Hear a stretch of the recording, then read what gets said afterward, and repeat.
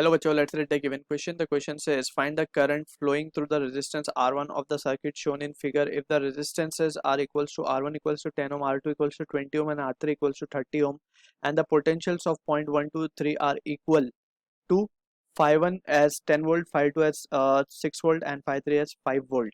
So we are interested in calculating the current flowing through resistance R1. Option A given a 0.1 ampere, option B given a 0.2 ampere, option C is 0.3 ampere, option D is 0.4 ampere. So to understand a given question, we can say as a key concept we need to understand about the basics of Kirchhoff current law या फिर Kirchhoff junctions law हम कहते हैं, which says summation of I is equals to 0.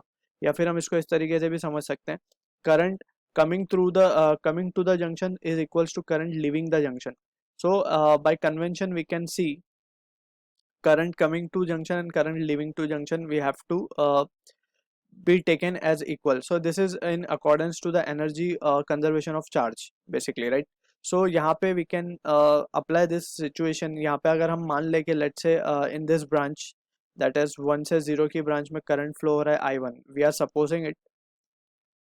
So we are supposing in this branch current I1 flows and in this branch current यहाँ पे voltage के हिसाब से भी हम करंट को ड्रॉ कर सकते हैं. Let's say we are drawing the situation over here. So यहाँ पे हमें एक ये गिवन है, एक कुछ इस तरीके से गिवन है, एक कुछ इस तरीके से गिवन है, राइट. अब यहाँ पे ये पॉइंट हमारा 1 जो है 1 का पोटेंशियल हमें 10 वोल्ट गिवन है, 2 का पोटेंशियल हमें 6 वोल्ट गिवन है और इसका पोटेंशियल हमें 5 वोल्ट गिवन है. और ये जो सेंटर पॉइंट है इसको 0 है या फिर हम यहाँ पे सेंटर जंक्शन मांग लेते हैं 0.2. ठीक.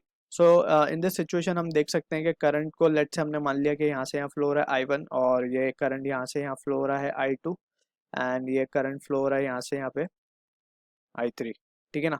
This is just the assumption we have done of the current direction, right. So जो भी आंसर फाइनल आएगा हमें अकॉर्डिंगली वी कैन से अगर वैल्यू माइनस आती है करंट की, so the direction will be opposite. So सारे ही current we have shown coming towards the junction.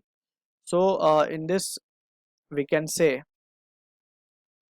जो current I1 plus I2 plus I3 होगा that will be equals to 0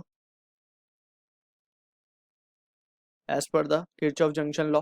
अब I1 को हम क्या लिख सकते हैं? I1 can be written as इसका अगर हम पोटेंशियल मान ले इस पॉइंट O का potential let's say we are supposing it as to be V.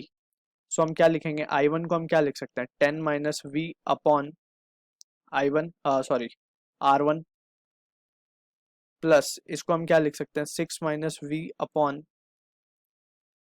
R2 plus 6 minus V upon 5 minus V 3 minus 5 minus V upon R3 and that is equals to 0. अब हमारे पास R1 R2 R3 की values भी given है, so we can substitute instead that 10 20 30, right. So from this अगर हम LCM ले, so we can say 60 will be the LCM. So just we need to see कि 60 minus of 6V plus ये हो जाएगा हमारा 18 minus of 3V plus ये हो जाएगा हमारा 10 minus of 2V divide the whole divided by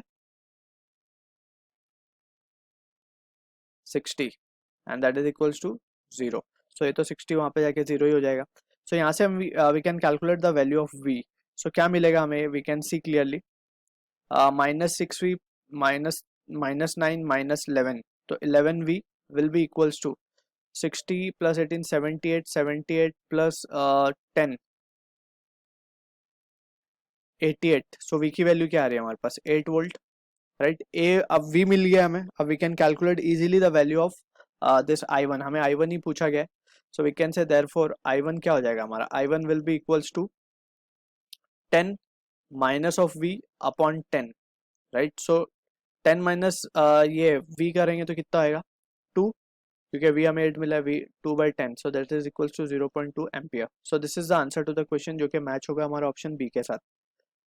I hope you understood the solution. All the best.